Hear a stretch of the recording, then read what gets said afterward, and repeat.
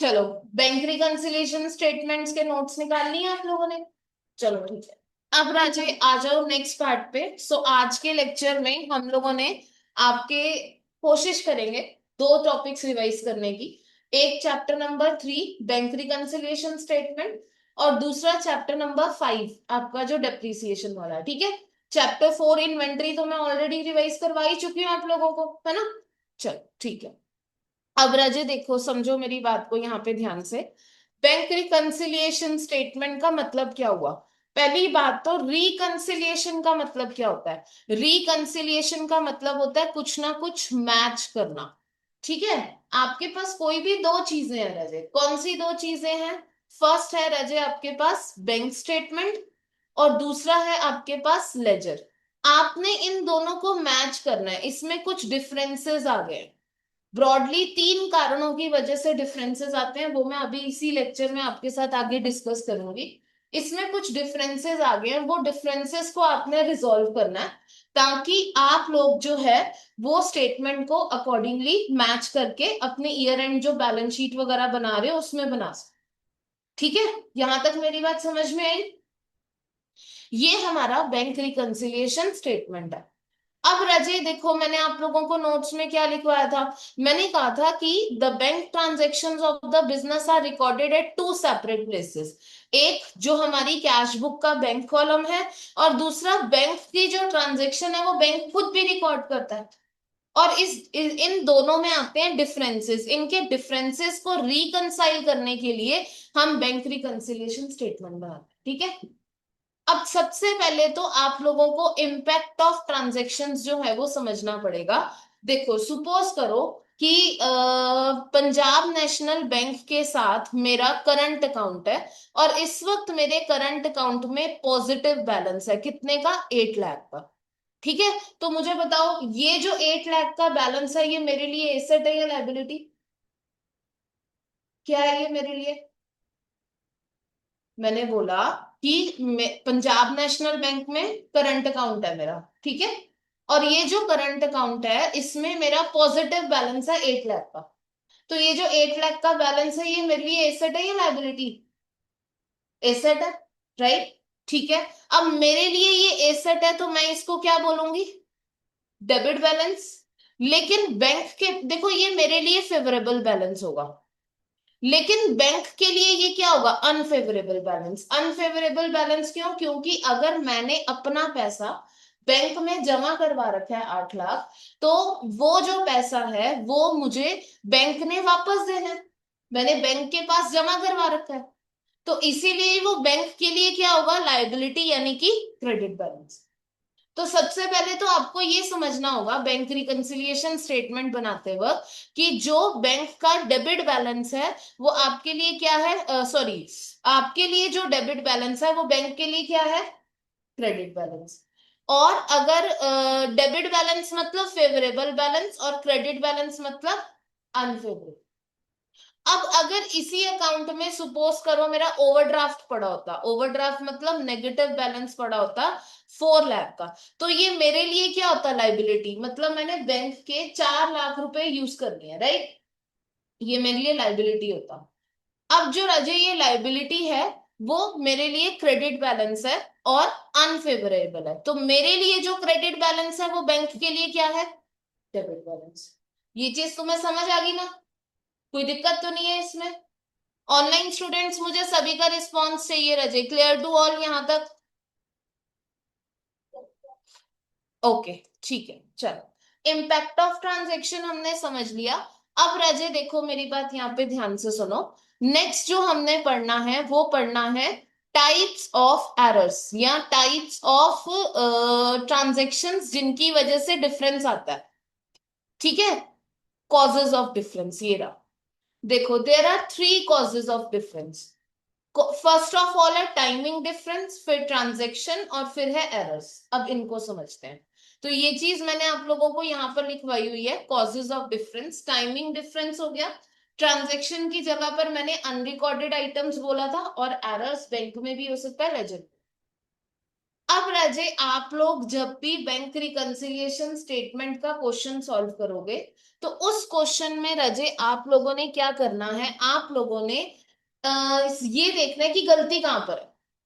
मेरी बात समझ आ रही है? आपने ये रट्टा नहीं मारना कि कैश बुक से पासबुक पे जाना तो ऐड करेंगे, या पासबुक से कैश बुक पे आना तो लेस करेंगे, ऐसा रट्टा नहीं मारना। मेरी बात समझ रहे हो? ठीक है। तो सबसे पहले आप ये देखो, टाइमिंग डिफरेंस। टाइमिंग डिफरेंस में मैंने आप लोगों को दो चीजें करवाई थी, एक अनप्रेजेंटेड चेक्स और दूसरा अनक्लियर्ड लॉजमेंट्स। अब रजे, अनप्रेजेंटेड चेक्स का मतलब क्या हुआ, ध्यान से सुनो। अनप्रेजेंटेड चेक्स मतलब मैंने कुछ चेक्स इशू तो किए हैं। ये चेक्स मैंने किसको इशू किए होंगे बताओ? ये चेक्स किसको इशू किए होंगे? अपने क्रेडिटर्स को, जिसको मैंने पेमेंट किया। फॉर एग्जाम्पल, 31 मार्च 2026 को मेरा ईयर एंड होना था। 28 मार्च 2026 को मैंने क्या किया है, एक चेक इशू किया ₹4000 का अपने क्रेडिटर को। बट ये क्रेडिटर ने बैंक में जो शो किया है वो 10 अप्रैल को शो किया, ईयर एंड के बाद। यानी कि as on 31 March cash book में एंट्री हो चुकी है, क्योंकि मैं चेक बुक इशू कर चुकी हूँ, चेक इशू कर चुकी हूँ। लेकिन पासबुक में एंट्री हुई है या नहीं हुई बताओ? नहीं, पासबुक में एंट्री नहीं हुई। तो गलती कहां पर है? Passbook balance. तो मतलब कैश बुक बैलेंस तो रिड्यूस हो गया है, बट पासबुक में क्योंकि इसकी एंट्री नहीं हुई, तो पासबुक बैलेंस अभी भी आपका क्या है, इंक्रीज है। क्लियर हो गया ना? तो दैट्स वाई राजे, सुनो यहाँ पे ध्यान से मेरी बात। कहते अनप्रेजेंटेड चेक्स में मैंने क्या कहा था, चेक हमने इशू तो कर दिया but not presented for payment. अब इसमें मेरा लेजर बैलेंस करेक्टेड है, पासबुक बैलेंस करेक्टेड नहीं है। पासबुक अगर मुझे ये करेक्ट करना होगा, तो मैं क्या करूंगी, मैं पासबुक बैलेंस जो है वो रिड्यूस कर दूंगी। समझ गए ना मेरी बात? उसके बाद राजे मैंने क्या बताया था, अनक्लियर्ड लॉजमेंट्स। अनक्लियर्ड लॉजमेंट्स मतलब मैंने चेक रिसीव तो कर ली है, उल्टा, इशूड से उल्टा। मैंने चेक रिसीव तो करनी है बट अभी तक क्लियर नहीं हुए हैं, बट नॉट क्लियर्ड। ठीक है, check received but not cleared का मतलब क्या हुआ, कि मेरे को मेरे डेटर से चेक मिल गए। ठीक है, सपोज करो ₹5000 का चेक मुझे मेरे डेटर से मिल गया। अब ये जो चेक है, मेरे को मैंने 31 मार्च 2026 तक जमा नहीं करवाया। कब करवाया जमा? 10 अप्रैल को। तो अब इस केस में मुझे एक बात बताओ, क्या कैश बुक में एंट्री हो गई है? कैश बुक में एंट्री हो गई है इसकी? चेक रिसीव हो गया, मतलब कैश बुक में एंट्री होगी। बट क्या पासबुक में एंट्री हुई है? नहीं, क्योंकि बैंक में गए ही नहीं है चेक। तो अब मुझे बताओ, इसमें मेरा पासबुक बैलेंस कम है या ज्यादा? कम है, क्योंकि चेक नहीं लगा ना बैंक में। तो इसका मतलब पासबुक बैलेंस बढ़ा ही नहीं है, बैंक स्टेटमेंट का बैलेंस बढ़ा ही नहीं होगा, उल्टा हो जाएगा। तो यहां पर क्या आएगा Raje, cheque received but not cleared, मतलब लेजर करेक्टेड है अगेन आपका, लेकिन जो आपका पासबुक बैलेंस है वो करेक्टेड नहीं है। तो बैलेंस आपने अगर करेक्ट करना है पासबुक का, तो उसको क्या करोगे, इंक्रीज कर दोगे। समझ गए ना मेरी बात? कोई दिक्कत तो नहीं है? हाँ जी, ऑनलाइन स्टूडेंट्स, मुझे सभी का रिस्पॉन्स चाहिए रजे, क्लियर टू ऑल यहां तक? ओके, ठीक है, जानवी आपको ठीक है, ओके, सिमरन ठीक है राजे, चलो डन हो गया। अब राजे नेक्स्ट पार्ट पर आते हैं, अनरिकॉर्डेड आइटम्स। कुछ आइटम्स ऐसी होती हैं जो कैश बुक में रिकॉर्ड होनी रह जाती हैं, डायरेक्टली कहां पर रिकॉर्ड हो रही है वो, कैश बुक, सॉरी पासबुक। तो वो कैश बुक में रिकॉर्ड नहीं होती। अनप्रेजेंटेड आइटम्स में या अनरिकॉर्डेड आइटम्स में, सॉरी मैंने क्या लिखवाया था, मेजर हो गया एक तो बैंक चार्जेस या इंटरेस्ट पेड। अब बैंक चार्जेस का क्या होता है, डायरेक्टली पासबुक से कट गया चार्जेस, लेकिन कैश बुक में एंट्री हुई नहीं है। मतलब यहां पर जो मेरा कैश बुक बैलेंस है वो क्या है, ज्यादा है या कम? ज्यादा। उसको सही करने के लिए मुझे क्या करना पड़ेगा, रिड्यूस, क्योंकि कैश बुक जो है उसमें एंट्री नहीं हुई है। उसके बाद इंटरेस्ट रिसीव्ड। इंटरेस्ट रिसीव्ड मतलब डायरेक्टली बैंक में इंटरेस्ट मिल गया, कैश बुक में एंट्री नहीं हुई, तो मतलब यहाँ पर कैश बुक जो है वो मेरी कम हुई पड़ी है, तो मुझे क्या करना है, इंक्रीज कर देना है कैश बुक। समझ गए? एक और नेम से आता है, मैंने लिखा नहीं हुआ यहाँ पे, शायद मैंने आपको क्लास में बताया हो, स्टैंडिंग ऑर्डर्स। स्टैंडिंग ऑर्डर्स का मतलब क्या हुआ, मैंने बैंक को बोला हुआ है कि हर महीने की 2 तारीख को मेरे बैंक अकाउंट में से ये ईएमआई डिडक्ट कर दो, तो ये क्या है, स्टैंडिंग ऑर्डर्स है। मैंने बैंक को बोला हुआ है या तो मेरे बैंक से पैसा डिडक्ट कर लो या कलेक्ट कर लो, दोनों चीजें हो सकती है, नॉर्मली डिडक्ट होता है। तो उस केस में अगर यहां पर भी सेम वही होगा कि कैश बुक में एंट्री नहीं हुई है, पासबुक में होगी है, तो अकॉर्डिंगली आपको करेक्शन कर। अनरिकॉर्डेड आइटम समझ में आ गया राजे? कोई दिक्कत तो नहीं है? चलो ठीक है। अब उसके बाद थर्ड है एरर्स। देखो अगर बैंक एरर है तो बैंक में सही कर दोगे, लेजर का एरर है तो लेजर में सही कर। ठीक है, चलो अब हम लोग साथ साथ रिवाइज करते हैं। ये मैंने कॉजेज ऑफ डिफरेंस आपको बता दिया। अब उसके बाद आ जाओ, ये each scenario is explained below, तो ये टाइप्स ऑफ एरर्स अलग अलग एक्सप्लेन की हुई हैं, ये आप लोगों ने करना है ध्यान से। Check issued but not presented for payment, हाँ जी रजय मुझे फटाफट से आंसर दो, कैश बुक में एंट्री हुई है या पासबुक में? कैश बुक में। पासबुक बैलेंस यहाँ पर क्या है, ज्यादा बढ़ा हुआ है। पासबुक बैलेंस बढ़ा हुआ है क्योंकि अभी चेक जो है वो प्रेजेंटेड फॉर पेमेंट हुआ ही नहीं। ठीक है, क्लियर? तो रजे अकॉर्डिंगली आप लोग करेक्शन करोगे, समझ आ गई? उसके बाद second entry, check deposited with bank but not clear, हाँ जी कैश बुक में एंट्री हुई है या पासबुक में? कैश बुक में। पासबुक बैलेंस यहाँ पर कम है या ज्यादा? कम है, क्योंकि कैश बुक में एंट्री मैंने करके बैलेंस इंक्रीज कर दिया, बट पासबुक में मैंने एंट्री की ही नहीं है, पासबुक बैलेंस मेरा कम हुआ ही, ज्यादा हुआ ही नहीं है। समझ गए? ऑनलाइन स्टूडेंट्स आपको ये दोनों एंट्रीज क्लियर है सभी को, कोई दिक्कत तो नहीं है? ओके ठीक है, चलो अब उसके बाद आ जाओ राजे आगे नेक्स्ट पार्ट पे। पॉइंट नंबर आपका fourth, interest expense charge by bank. ये क्या है, अन अन वो क्या, अनरिकॉर्डेड आइटम्स। अब मुझे बताओ, interest expense charge by bank entry कहां पर हुई है? पासबुक में। पासबुक बैलेंस तो कम हो गया, चार्ज है ना, चार्ज मतलब बैंक बैलेंस मेरा कम किया बैंक ने। अब राजे कैश बुक हमारा यहाँ पर क्या हुआ हुआ है, कम या ज्यादा? ज्यादा। अब क्योंकि कैश बुक में एंट्री आई नहीं है तो कैश बुक बढ़ा हुआ है। समझ गए ना? उसके बाद interest and dividend collected, interest and dividend collected, हाँ जी अब यहाँ पर पासबुक आपका हो गया एंट्री, बट कैश बैलेंस क्या है, रिड्यूस्ड है, कम है, क्योंकि कैश बुक में एंट्री नहीं। क्लियर हो गया ना? चलो ठीक है। अब उसके बाद पॉइंट नंबर 6 पर आते हैं, direct payment into bank by customer. Customer ने क्या किया, डायरेक्टली बैंक में पैसे दे दिए और मुझे पता ही नहीं चला, मतलब बैंक बैलेंस यानी कि पासबुक बैलेंस बढ़ गया, बट कैश बुक बैलेंस अभी भी डिक्रीज्ड है क्योंकि कैश बुक में एंट्री हुई नहीं। अब मुझे ये चीज आप लोग ध्यान से सोच के बताओ क्या होगी, dishonour of A bill discounted with bank, क्या होगा इसका?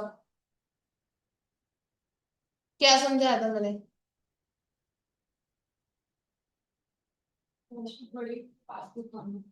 Dishonour of A bill discounted with bank, cash book बढ़ी हुई है, पासबुक कम है, ये कह रहे हो? देखो मेरी बात सुनो, मैंने एक बिल डिस्काउंटेड करवाया था, ठीक है, अब वो जो है वो डिसऑनर हो गया, मतलब बैंक ने मेरे अकाउंट से पैसे काट लिए होंगे।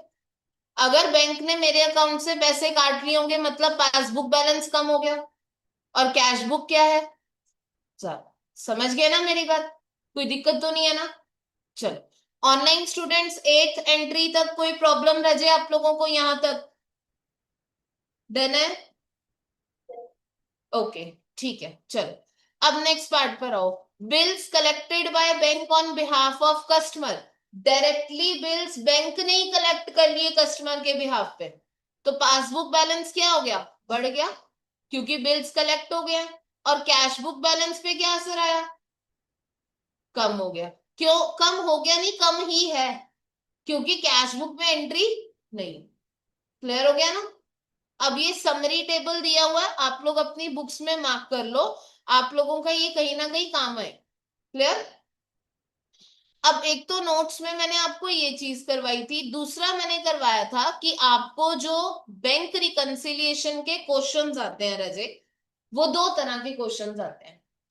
कौन कौन से? एक जिसमें आपको बैंक स्टेटमेंट दी गई होती है, कैश या बैंक लेजर दिया गया होता है, आपको डिफरेंस खुद ढूंढना है, डिफरेंस नॉट गिवन। तो अगर आप ऐसे इसको चेक करना चाहते हो तो इलस्ट्रेशन नंबर 1 से आप लोगों ने प्रैक्टिस कर लेना। ठीक है? दूसरा टाइप ऑफ क्वेश्चन जो मोस्ट कॉमन क्वेश्चन है, ज्यादातर केसेस में यही पूछा जाता है, वो पूछा जाता है रजित, आपको क्या दिया गया होगा? कैश बुक बैलेंस दे दिया, पासबुक बैलेंस दे दिया, और कॉजेज ऑफ डिफरेंस दे दिया गया। तो इसमें अलग दो तरह के क्वेश्चंस आएंगे, या तो आपको एडजस्टेड कैश बुक बनाना है, या फिर आपको एडजस्टेड कैश बुक नहीं बनाना। ठीक है? अब एक बात मेरी ध्यान से कान खोल के सुन लो, ये गलती पेपर में आपने नहीं करनी है बिल्कुल भी। अगर आप लोगों को एडजस्टेड कैश बुक वाला क्वेश्चन आया, जैसे मान लो उन्होंने बोल दिया कि पासबुक बैलेंस है और ये कैश बुक बैलेंस है, और दोनों में ये सारे डिफरेंसेस जो हैं, ये 5 तरह के डिफरेंसेस आ रहे हैं, उन्होंने आपको बोला कि एडजस्टेड कैश बुक बनाओ और साथ ही में बैंक रिकंसिलिएशन स्टेटमेंट बनाओ। अब राजे, इसमें सबसे पहले आप 5 एंट्रीज में से वो एंट्री ढूंढोगे जहां पर गलती कैश बुक में है। मैंने क्या समझाया था?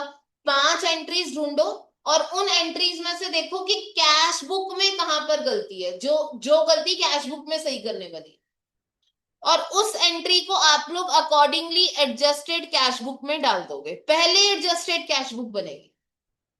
ठीक है? अब जैसे मान लो इन 5 एंट्रीज में से एंट्री नंबर 1, 3 और 5 आपने एडजस्टेड कैश बुक में डाल दी, आपके पास एडजस्टेड कैश बुक का बैलेंस आ गया, जो भी डेबिट या क्रेडिट बैलेंस आएगा, उसी बैलेंस को आप आगे बैंक रिकंसिलिएशन स्टेटमेंट में कैरी करोगे और बैंक रिकंसिलिएशन स्टेटमेंट में, यानी कि फिर बैंक रिकंसिलिएशन स्टेटमेंट में एंट्री नंबर 2 और 4 आएगा। रजे, एडजस्टेड कैश बुक देखो, अगर डायरेक्टली बीआरएस बना दिया, चाहे आपका क्वेश्चन मैच हो रहा है तब भी आंसर गलत ही होगा। तो एडजस्टेड कैश बुक वाले क्वेश्चन में पहले एडजस्टेड कैश बुक बनाओगे, उसके बाद बीआरएस बनाओ। समझ गए मेरी बात? कोई दिक्कत तो नहीं है ना यहाँ तक?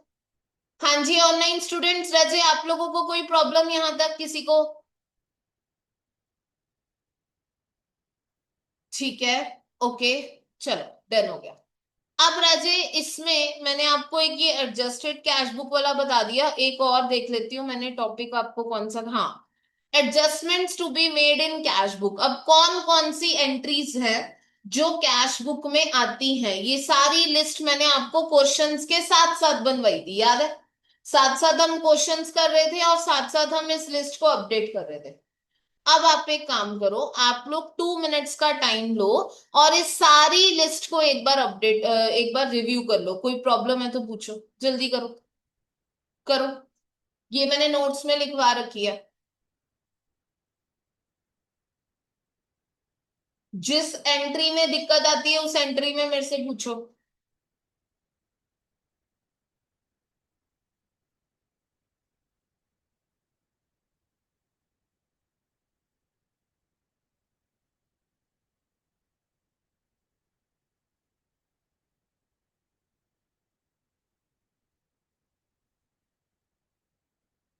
लॉ का कौन सा टेस्ट है तुम्हारा? चैप्टर नंबर 2, यूनिट 5 एंड 6 का?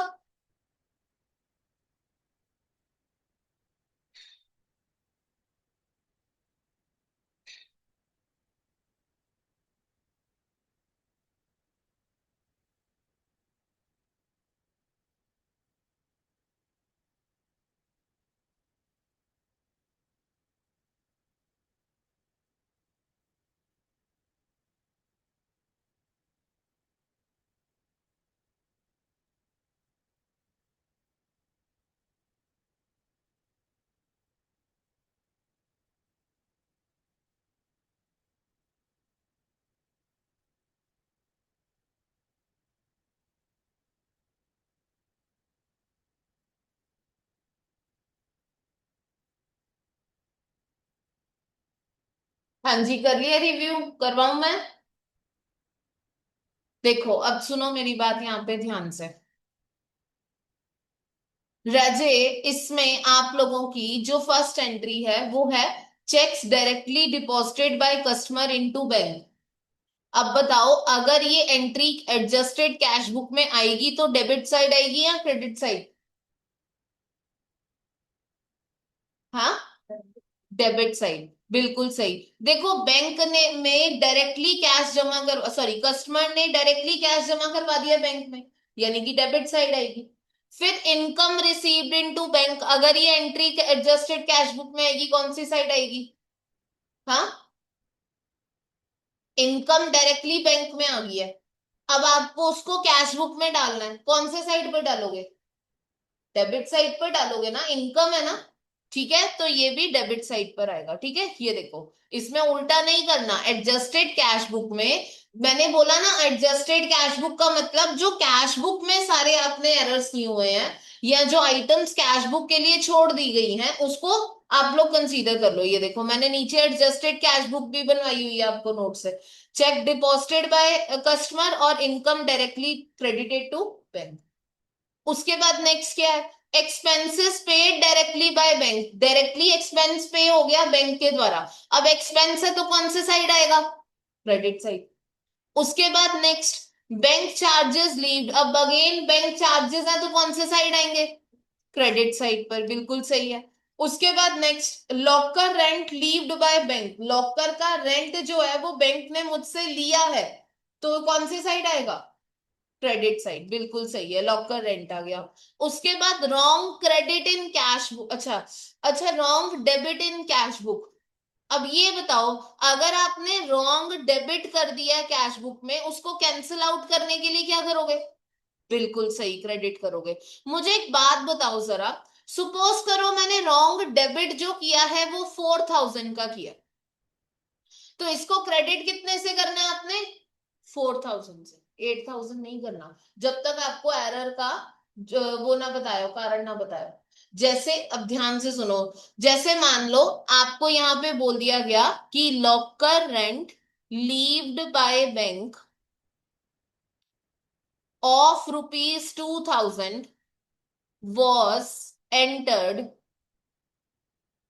On debit side of cash book. अब बताओ इसको सही कैसे करोगे, कौन से साइड ऑफ कैश बुक पे एंट्री आएगी? Credit side. देखो, लॉकर रेंट जो है वो क्रेडिट साइड पर आना चाहिए था, बट आपने क्या कर दिया? डेबिट कर दिया। तो राजे, 2000 का जो आपने डेबिट किया है उसको कैंसिल आउट करने के लिए क्या करेंगे? क्रेडिट करेंगे। कितने अमाउंट से क्रेडिट करेंगे? 4000 से, बिल्कुल सही, यही मैं जानना चाहती थी राजे। 4000 से इसीलिए क्रेडिट करेंगे। 2000 एक बार डेबिट आपने इसलिए करना है क्योंकि, सॉरी, एक बार क्रेडिट इसलिए करना है क्योंकि डेबिट को कैंसिल करना है, और 2000 दोबारा से क्रेडिट करना है जो एक्चुअल आना चाहिए था। अब आपको ये कारण अगर दिया होगा तभी आप डबल अमाउंट से एंट्री पास करोगे। अगर आपको सिंपल इतना दिया हुआ ना, wrong debit in cash book, तो आपने उसको क्या कर देना है? सिंपली क्रेडिट कर देना है बस। उसी तरह रॉन्ग क्रेडिट दिया होगा तो उसको क्या कर दोगे? Debit। समझ गए ना यहाँ तक? हाँ जी, ऑनलाइन स्टूडेंट्स, आपको सभी को समझ आ गया ना रजय? कोई दिक्कत तो नहीं है? ओके, ठीक है, ठीक है रजय, ओके। अब नेक्स्ट पार्ट पर आओ। नेक्स्ट है आपका wrong casting of debit side, मतलब डेबिट साइड का जो टोटल है वो आपने गलत कर दिया है। तो अगर अंडर कास्टिंग होगी तो और डेबिट कर दोगे, ओवर कास्टिंग होगी तो क्रेडिट कर दोगे। सेम क्रेडिट साइड के साथ होगा। समझ गए ना? नेक्स्ट पार्ट पर आते हैं। ये सारा मैंने करवा दिया, ये भी। Bills receivable directly collected by bank, bank ने डायरेक्टली बिल्स रिसीवेबल कलेक्ट कर लिए। बिल्स रिसीवेबल है मतलब हमारे कैश बुक के कौन से साइड पर आने चाहिए थे? डेबिट साइड पर। अब interest charge on bank overdraft, ये क्रेडिट साइड पर आएगा। अब ना एक एंट्री है जिसमें ज्यादातर बच्चे गलती कर देते हैं, वो समझ लो। सुपोज करो 10 जून को मेरे कस्टमर से मुझे कोई चेक रिसीव हुआ, ठीक है। मैंने एंट्री डाली होगी bank account debit to customer का अकाउंट, यही एंट्री डाली होगी ना मैंने, किस में डाली होगी ये बताओ? कैश बुक में। अब राजे 15 जून को जब मैं बैंक के पास ये चेक लेके गई तो बैंक ने ये चेक डिसऑनर कर दिया। डिसऑनर क्यों कर दिया? बैंक कहता है कि ये चेक जो है वो आपका सही नहीं है, सिग्नेचर मैच नहीं कर रहे हैं, या जो भी कोई भी कारण।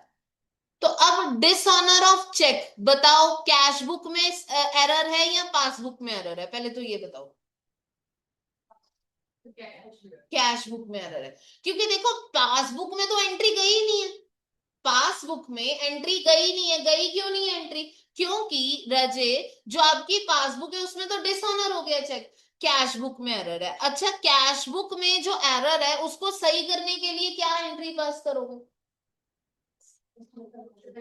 बिल्कुल, आपने जो बैंक बैलेंस बढ़ा दिया है उसको दोबारा से क्या कर दोगे रजे? क्रेडिट कर दोगे। तो customer account debit to bank का अकाउंट, ऐसे कर दोगे, राइट? तो दैट्स वाई राजे, आप लोगों का देखो यहां पर मैंने क्रेडिट साइड पर क्या लिखा हुआ है, चेक्स रिटर्न डिसऑर्डर। समझ गए ना? अब उसके बाद राजे नेक्स्ट पार्ट पर आते हैं, format of bank reconciliation statement क्या बनेगा। आपके ये कैश बुक से जो भी बैलेंस आएगा, चाहे पॉजिटिव बैलेंस हो चाहे नेगेटिव बैलेंस हो, वही आगे बीआरएस में कैरी होगा। और यहां पर वो एडजस्टमेंट आएंगी जो बैंक स्टेटमेंट में आपने करनी है। समझ गए? कोई दिक्कत तो नहीं है? ऑनलाइन स्टूडेंट्स रजे, मुझे जवाब चाहिए सभी का, कोई प्रॉब्लम यहां तक? ठीक है, ओके। अब आप लोग एक काम करो, 2 मिनट्स का टाइम लो, अपने हैंड रिटन नोट्स या बुक्स देखो, अगर आपको उसमें से कोई एडजस्टमेंट जो आपने पहले से मार्क करके रखी हो वो याद आती है तो मुझसे पूछो, फिर मैं आपको इसके क्वेश्चंस बताऊं और हम लोग ये वाला चैप्टर वाइंड अप करेंगे फिर।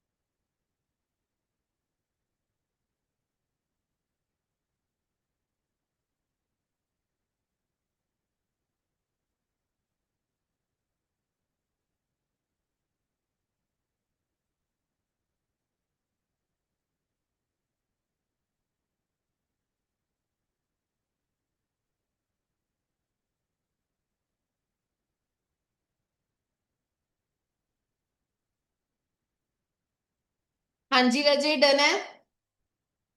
कोई दिक्कत तो नहीं है? लाओ बताओ। स्कैनर निकालूं मैं?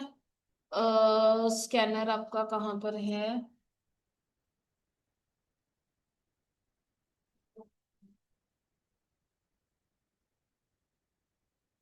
ये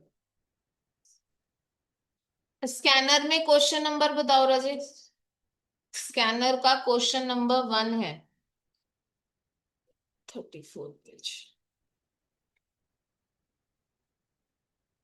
हाँ जी, इसमें बताओ क्या दिक्कत है इसमें?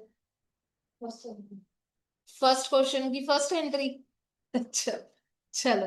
हाँ जी रजय, कहते the bank passbook of account number इतना for mister Rani, miss Rani शोर्स अ ओवरड्राफ्ट ऑफ इतना। ये कौन सा बैलेंस है? बैंक पासबुक का, ठीक है।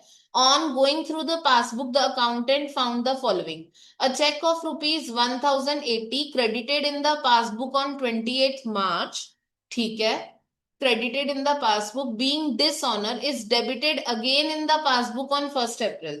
There was no entry in the cash book about the dishonour of the cheque until 15 April. ठीक है, अब इसमें हमने सिंपल बैंक रिकंसिलिएशन स्टेटमेंट बनानी है, और इन्होंने डिसऑनर ऑफ चेक की एंट्री क्या पास की हुई है, कितने का चेक है, एंट्री नहीं पास करेंगे। 1080 का एंट्री नहीं पास की ना, एट डिसऑनर ऑफ चेक। कहते since the passbook was debited on 1 April on adjustment, no on adjustment is required for first as there would be no difference on 31 March. ठीक तो है, पासबुक बैलेंस में तो entry आई ही नहीं है। जब passbook balance में एंट्री आई नहीं तो फिर हम डालें क्यों entry. Raje dishonour of check का मतलब क्या हुआ कि पासबुक बैलेंस में एंट्री नहीं आई। जब पासबुक में एंट्री आई नहीं है फिर एडजस्टमेंट रिक्वायर्ड ही नहीं है, 1 अप्रैल को वो डेबिटेड हो गया। ठीक है, तो वो जो कैश बुक है वो एडजस्ट करने की जरूरत ही नहीं है ना फिर मुझे। समझ गए ना। चलो, और कोई प्रॉब्लम नहीं। ऑनलाइन स्टूडेंट्स आपको कुछ पूछना है। चलो, एक काम करो, अब इसके ना क्वेश्चंस लिख लो। क्वेश्चंस लिख लो, देखो अगेन मैं हर क्लास में आप लोगों को रिपीट करती हूँ रजे, ये क्वेश्चंस का मतलब है कि आपने जो ये वाले क्वेश्चन है वो तो करके जाने ही है, प्लस एडिशनल प्रैक्टिस भी करोगे। ठीक है, अब लिखो chapter number 3, bank reconciliation statement.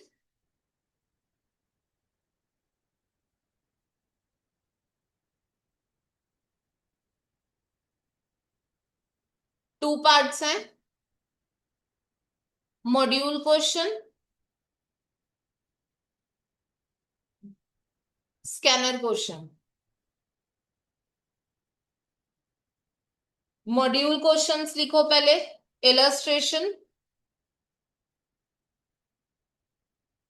5, 6, 7, 8, 10 और 11। 5, 6, 7, 8, 10 और 11, और उसके बाद स्कैनर में से क्वेश्चन लिखो। क्वेश्चन नंबर 3, 4, 7th और 14th। Question number 3, 4th, 7th और 14th, ये स्कैनर है, इसके क्वेश्चन ही करके जाने ही जाने हैं। ठीक है, अब हमारा बैंक रिकंसिलिएशन खत्म हो गया ना। चलो ठीक है।